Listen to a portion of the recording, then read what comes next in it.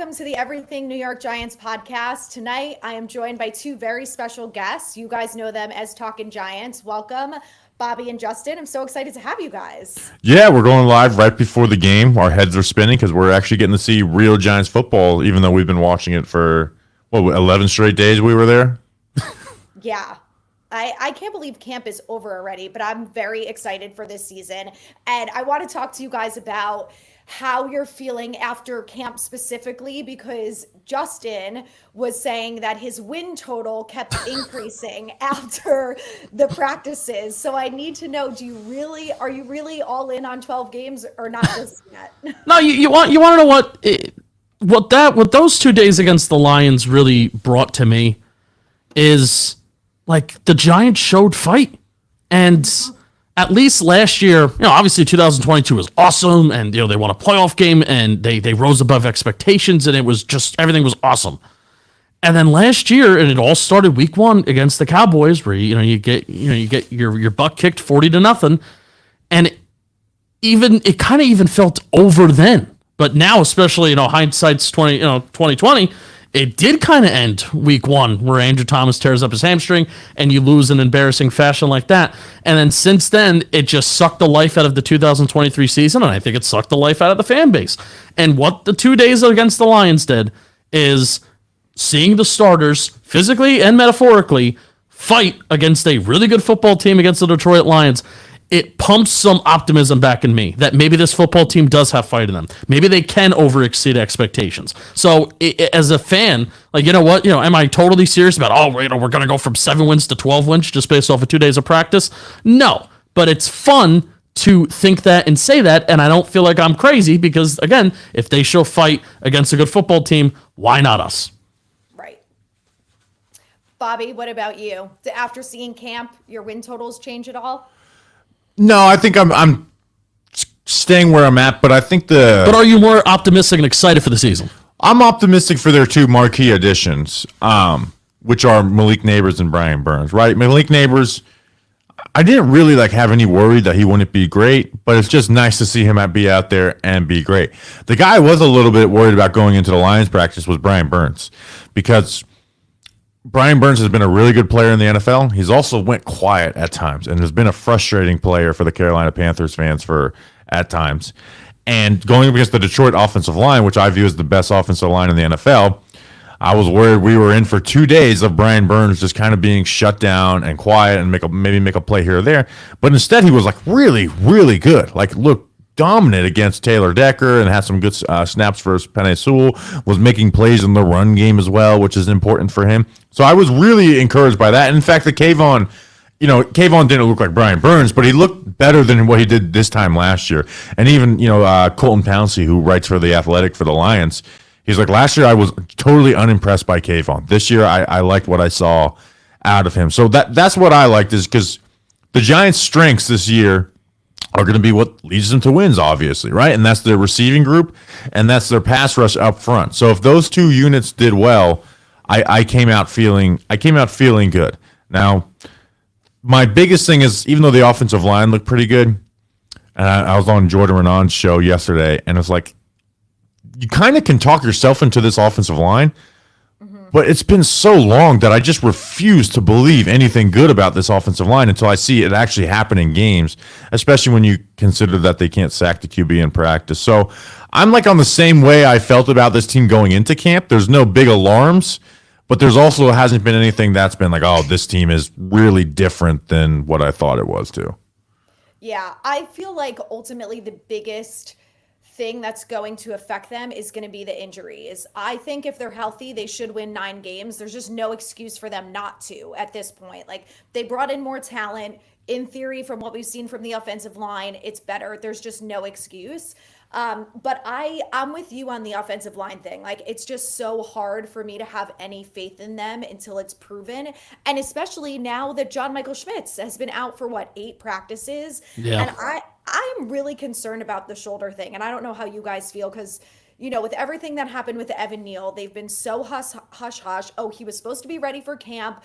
Then we find out that they misdiagnosed his ankle, foot injury, whatever it was. Now I'm like, at what point do we start to really panic about JMS? And will we ever get any type of significant update as to what's really going on with him? Yeah, so we'll never get any update because one, Evan Neal, like there's something going on with Evan Neal, and the reporters like a week ago in their press conference, they must have had some coordinated attack on Brian Dable All at once. because they were hitting him, bam, bam, like even we're saying like you said he'd be ready for camp, he's not. Can you say that there was a setback? And he's like, nope, nope. He'll be ready when he's ready. Like so, they won't say anything on him. With JMS, like you said, he could be the next practice on Saturday, be out there, or we could be going into the third preseason game, being like, where the hell is this guy? And the fact that Greg Van Roten's been only practicing at center gives me cause for concern over, this will just be a week or two. Mm-hmm. Yeah. And he needs to practice too, by the way, because he's the biggest unknown on that starting line now that Neal's not out there. Right. Yeah. I know. I'm concerned about that. I do have a little bit of hope, though, that if and when Neal comes back, he's not going to be thrown into the starting role, which makes me feel like already we have a little bit of an upgrade on the line. Just knowing that Luminor is going to be a better right tackle. Yeah, 100%. Evan Neal ever was. So let's talk about the receivers for a second. Last year, the Giants kept 7 on the roster. Do you think they do that again? And if so, who are your other... I'll say 2 because obviously we know the top 4, and then I think Gunnar is going to be the 5th. I hope they keep Hodgins. I don't have any type of read, but I think it's nice to have a deep position, and I wouldn't push him out just because you don't necessarily need him. So I would like to keep Hodgins as that 5th. I agree with Gunnar, and then I need to actually go through and put together my 53-man roster, so I'm not like putting they got 7 receivers, do you 4 think they tight carry ends. 7? Yeah. But you would like to have Isaiah McKenzie there as like a backup slot to Wan'Dale Robinson in case, because Wan'Dale's your only true slot outside of McKenzie on the team. So you would like to keep 7.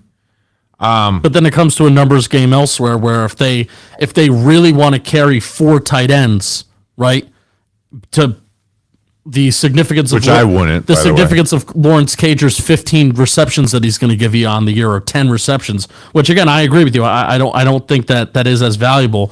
Versus you have Isaiah McKenzie, who can be a kick returner, Gunner, who could be a kick returner, a punt returner. So then you have backups to that position. You have Tyrone Tracy as well. So there's options, but then you have McKenzie that can also be a backup to the slot, and Wan'Dale Robinson. So you know what? Yeah, we did our 53-man a couple months ago. I had 7 with McKenzie and Olszewski. So how about that? I think I had 6, but now that I'm thinking of it, it makes sense to keep 7 because I like having McKenzie and Gunner as the 2 backups because they both serve very unique purposes. And I do agree that Hodgins, even though he may not give you the special teams value, I agree that he does deserve a roster spot to stay here.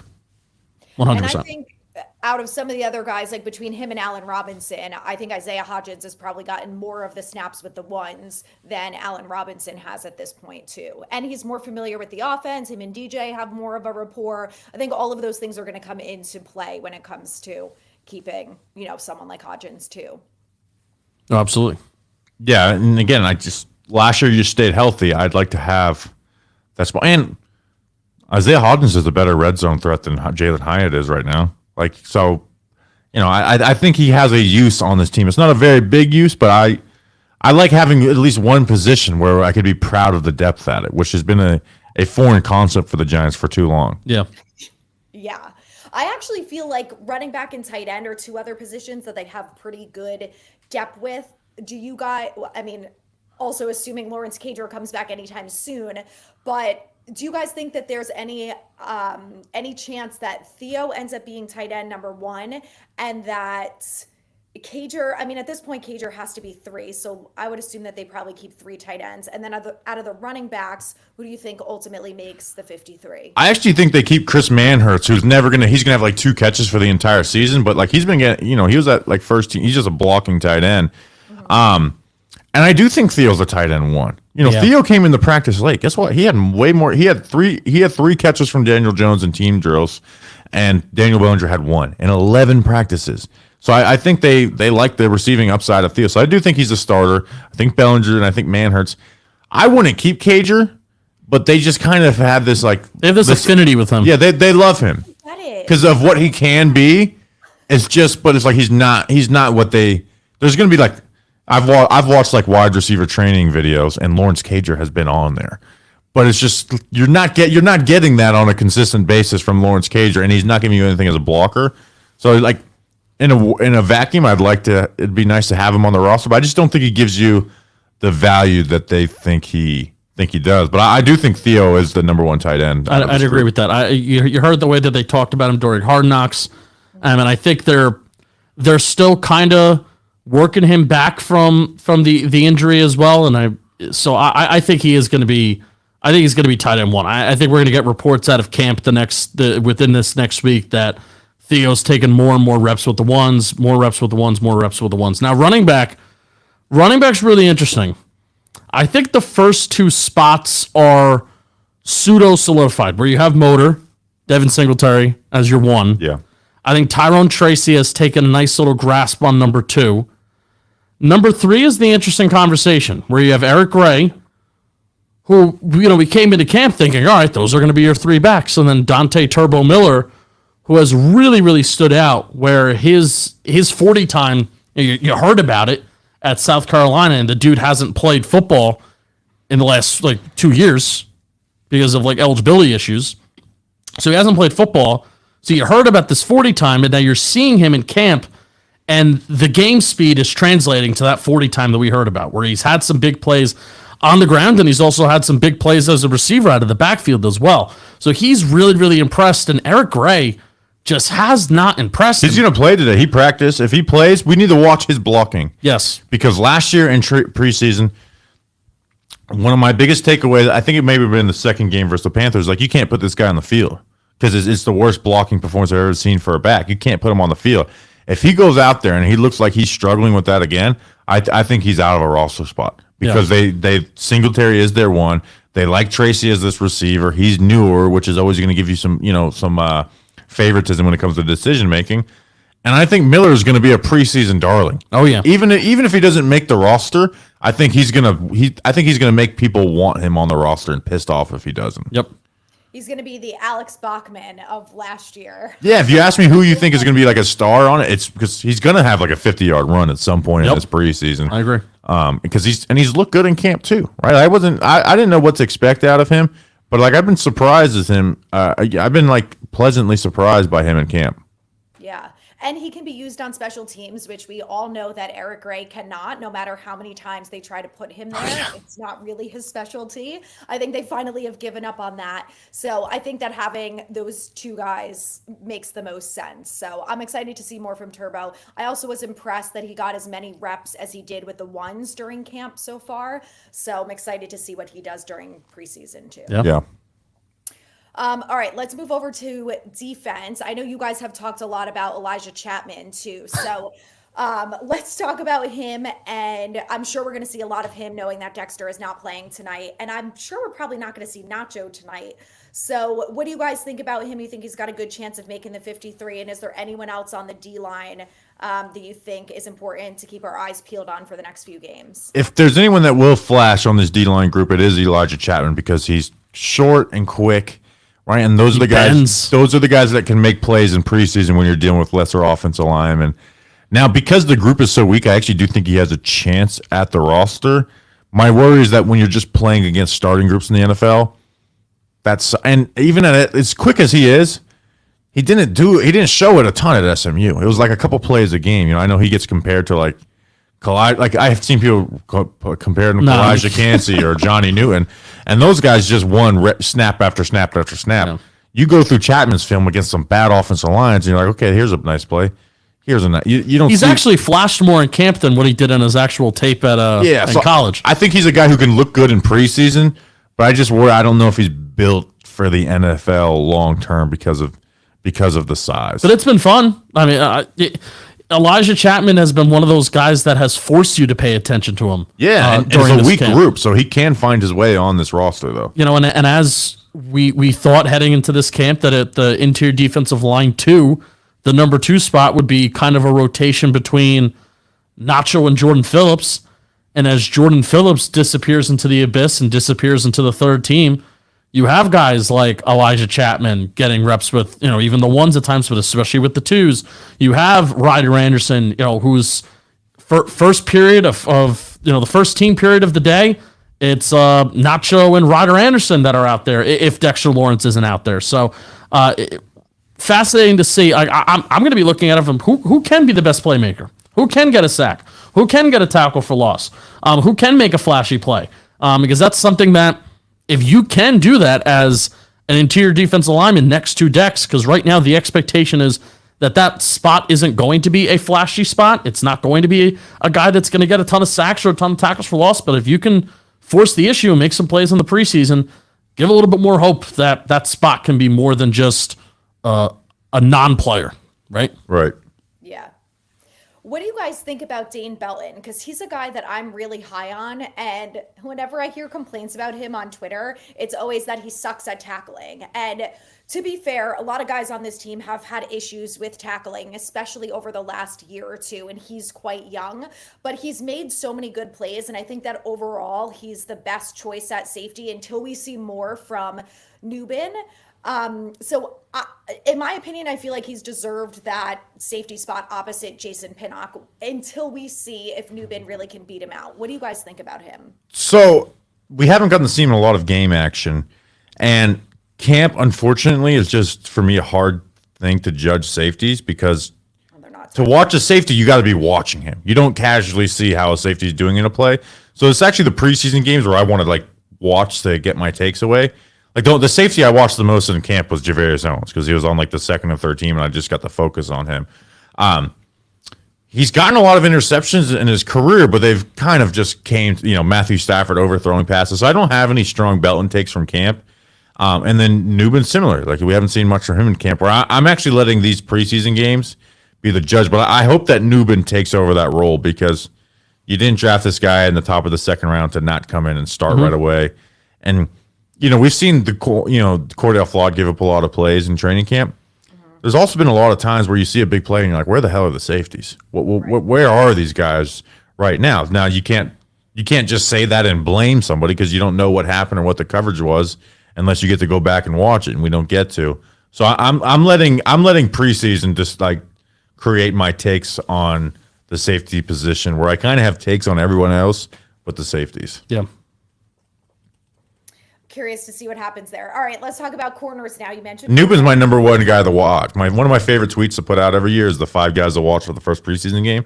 He's my number one guy to watch because I came away from camp. I'm like, I don't have any opinion on Nubin from camp. Yeah, I felt the same way, and I had people asking me what did you think about Nubin, and I was like, I watched all of the snaps with the ones, and I am fairly positive I barely saw him at all. He didn't get a single snap with the first team. No.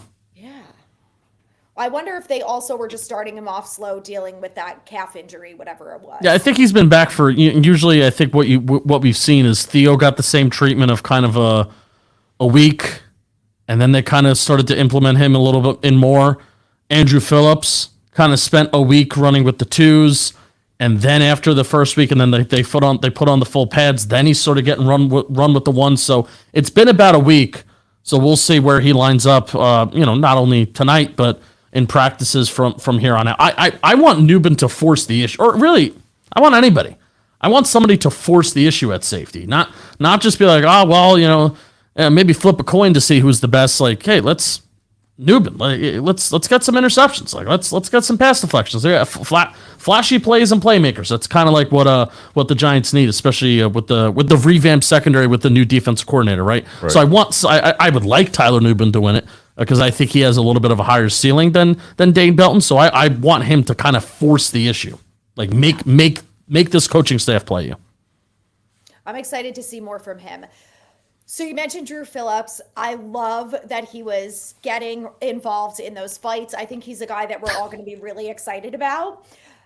So I'm excited to watch him during preseason, and I'm sure that you guys feel the same. So I kind of feel like he's probably going to end up getting that slot position, and then I feel like McLeod is going to end up being the outside over Cordell Flott. But I also really liked McLeod in the slot, but after everything that we've seen with Flott, kind of feeling like McLeod is going to be the best option there. So do you guys think that that's going to be end up being the final until we start making cuts and then they bring in another cornerback too?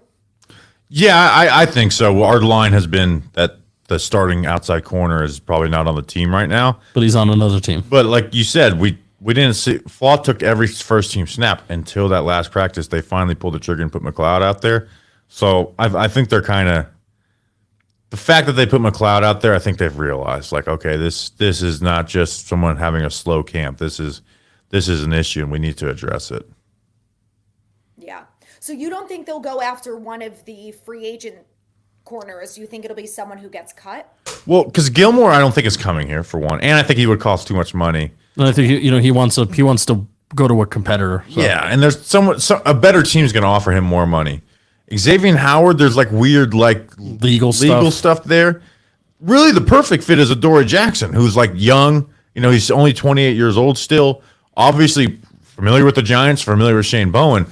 But we were asking around, and there's kind of a bad taste in their mouth with Adoree because he wasn't putting in the full effort towards the end of last year.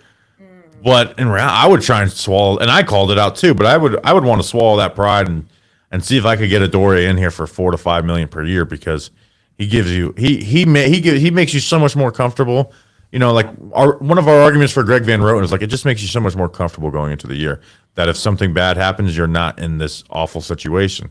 Adoree gives you so much more comfort in this defense, even if he's not the player that he once was. I also think we may have the time to, if they feel like they don't get a corner after 53-man cutdown day, then maybe it's all right. Adoree Jackson come home. Yeah. So, and I think he is already somewhat familiar with this system too. So.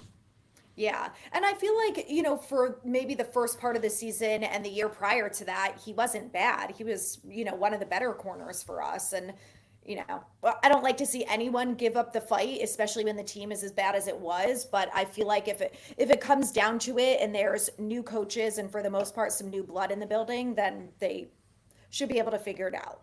Right.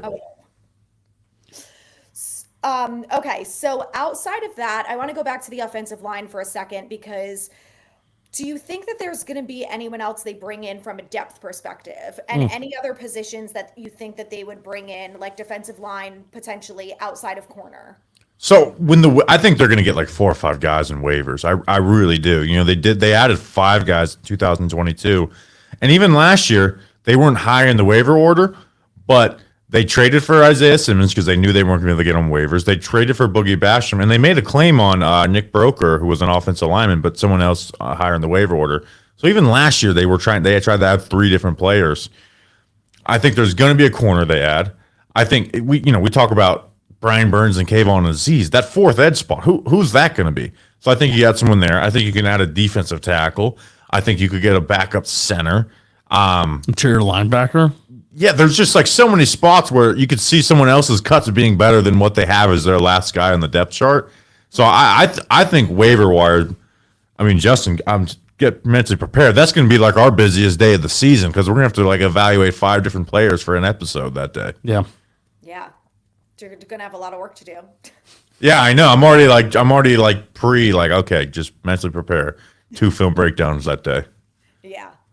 Well, we all have something to look forward to then when that comes out. Yeah.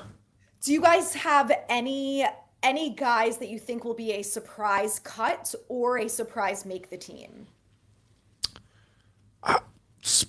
Because we're at camp, and it's funny because we haven't had a 3rd year of regime since 2006. Yeah. So we're always like looking for the surprise cuts, but once you get to year 3 regime, you kind of know how they feel about everybody. So the only thing that I could see being a surprise is if they pulled off some type of trade with Azeez Ojulari. That's the only surprise that I could see. Or if the rumors about Bellinger are true. Yeah, or if that would be a surprise there. That would be a surprise because I would be mad. I would be mad about it and I would disagree with it. So there's like really and because they're so thin at so many even like positions they're good at, they don't have the depth that you would like. I don't. I mean, would Tommy DeVito be a surprise cut? I don't think that counts as a surprise. Maybe Eric Gray for the more casual, fan. They just drafted him last year. Yeah. Sometimes I forget that we live and breathe this shit way too much. Yeah. So if Eric Gray is cut at this point, I'm not surprised. I remember myself 7 years ago. if the running back we drafted the year before got cut, I would be surprised by that. So yeah, I guess Eric Gray could be that surprise cut for a lot of people. Yeah. Yeah, I think so too.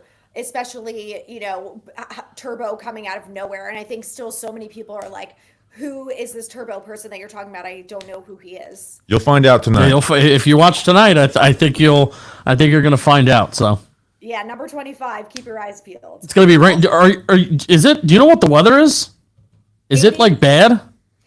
No, the last time I checked from someone I know who's at the game, they said it's like misting.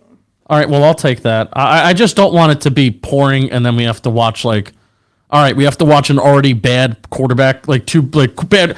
Not calling. I mean, we're supposed to get. There's lightning coming at 10 p.m. So Fantastic. All right, so let's get the game in.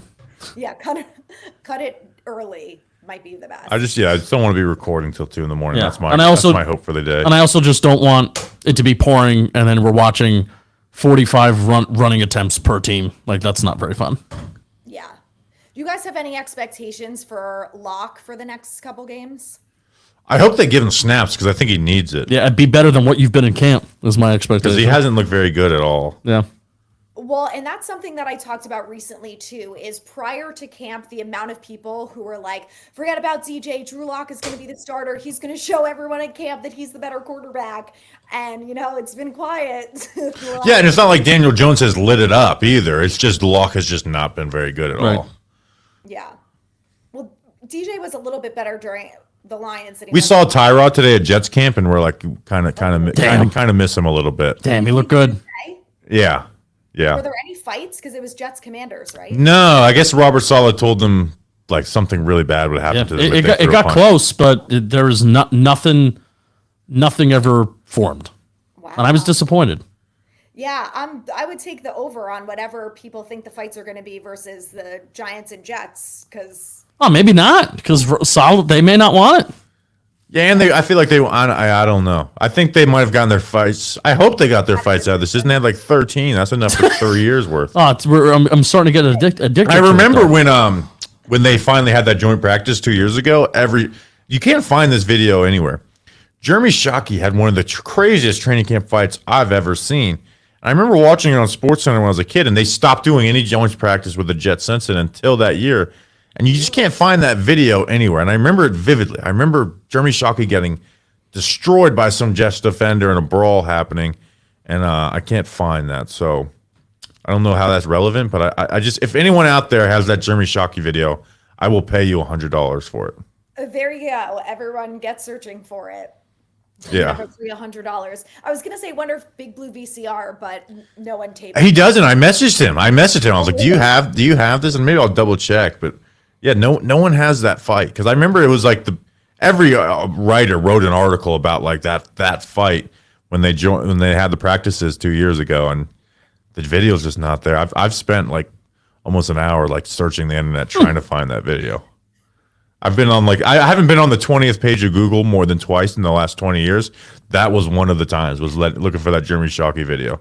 Wow, I can't believe it's just completely been erased. But this was prior to cell phones, so I guess. Yeah, it was prior than internet videos too, really. So yeah. I'm sure ESPN has it literally on tape somewhere in their vault. So we got to get someone that works for them to go find that. Jordan Renan, if you're watching. Yeah, just go find the Sports Center from that day. If you just find the Sports Center from that day, it should be on there. There we go. Bang. Maybe someone magically has it somewhere between all of these, these different sources. All right, last thing, because I know it's 6:30. So it sounds like we're going to see starters potentially next week. Are you guys on board with that? And is there anyone out of the starters that you're most looking forward to watching? Maybe outside of, Burns or Neighbors. And this preseason game? No, next week against the Texans. Yeah, it sounds like we might get some starters then.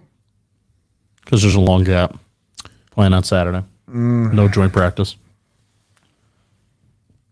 I kind of want to just see the offensive line outside of Andrew Thomas. Yeah. And I want to see how Daniel Jones handles a pass rush.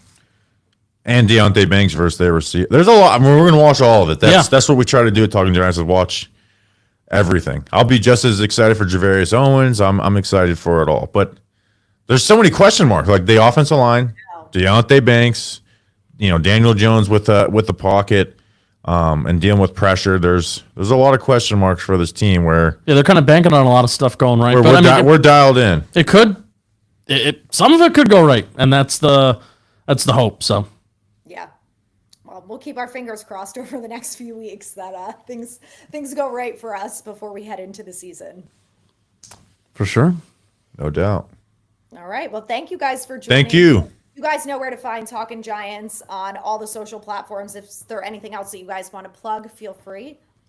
Just the show. I think the camp shows are the most fun time. And if you're watching this live, we're going to be live streaming the game. So in like 15 minutes. You could join that. But I also want to say that that's why I'm on my phone. I'm trying to figure out my coffee situation. I want to plug you because I've told you this. I think you do a great job. There really isn't because we do a lot of Giants stuff ourselves, so there's really not a ton of Giants people that I seek out to watch, and you're one of them. So you really do a great job. You really add something to our community. So I want to plug you, and I want to make sure everybody that's watching you to keep tuning in, and tell somebody about Adrianna that you do a great job. So thank you. That means a lot to me. Yeah, it was cool to see you at camp. You guys too. Yeah. Yes, it's cool to see you at camp. Cool to see everything, and it's fun. This is a long time coming. Yeah, we gotta come on again where we're not rushing before preseason game. Yeah, maybe after cuts and before week 1 when we have a solid roster and maybe you're a little bit more hopeful. Yeah, I'm down. Yeah, I'll just come on. You give just a breakdown of the 6 new players we had. Yeah, tell me about who was September 1st. Tell me about who was the 6th-string cornerback on the Jaguars. Trivia. Can you name the 5 players they added on the waiver wire in 2022? Go. Nick McLeod. 1. Jason Pinnock. 2. Henry Mondeau. No. He wasn't a 53-man? Not on the waiver day. Okay. He came along later. Did I say Jason Pinnock? Yeah. I said Nick McLeod? Yep. Fabian Moreau? He was later. He was a practice squad addition. All right, we're done. Nick McLeod, Jason Pinnock, Justin Lane, cornerback from the Steelers, Jack Anderson. Remember Jack Anderson's big moment of Brian Dable cussing him out for false start? Yep. And then Tyree Phillips was once Blake Phillips. Martinez got released. You have a good memory. That was impressive. I just work here, basically. I'm way too deep in these things. There you have it, Bobby. Also a Giants encyclopedia. Oh yeah, especially the 2019 Giants because that's the first year I started. I could tell you about second and quarter of those games. When you have some free time, I'm just flexing at this point. That'll be the next breakdown. Someone asked me a question about the 2019 New York Giants before we go. Justin. Who was the backup running back? Yeah, good question. Wayne Gallman. But he actually, this is a good question because remember the running back from the Ravens, I forget his freaking name, kind of started taking over the snaps at the end of the year. It was something Allen? I can't remember. But he got carries in that Miami game, that Eli's last game. I remember that. Who are the linebackers after John Hillman started a game. He's the worst running back I've ever seen start a game for the Giants. He went to St. Peter's Prep. Because I remember Wayne Gallman, everyone was praising him because he had 2 touchdowns in a game where he had less than 4 yards per carry and fumbled and got injured because he wasn't Saquon. After Alec Ogletree got benched, who were the 2 linebackers? David Mayo and Connolly was injured. Yeah, that's why I'm asking. I loved Connolly, too. He shouldn't have been cut. I'll stand by that to this day. David Mayo and I can't remember the other one. Hold on, keep talking. But Alec Ogletree played till the end of the year. He started the Miami game. He started the. They benched him against the Commanders. David Mayo. Please keep talking. David Mayo and was it Nate Stupar was gone at that point? Oh my God! These are names. Who started? Come on, let's go. Hurry up. Adrianna's got to start thinking. We got to start our stream. I got coffee downstairs. What kind of coffee did you get? How do you take your coffee? Just black. Oh. David Mayo and Josiah Tuefa started a game? That's my theory. I love Josiah Tuefa. He had a good preseason. All right, we got to go. All right, you guys enjoy. Go Giants, and we'll see you on your live stream. See ya. Thank you, Adrianna. See ya. Got to go. Bye. Sorry. Bye. Thank you for having us.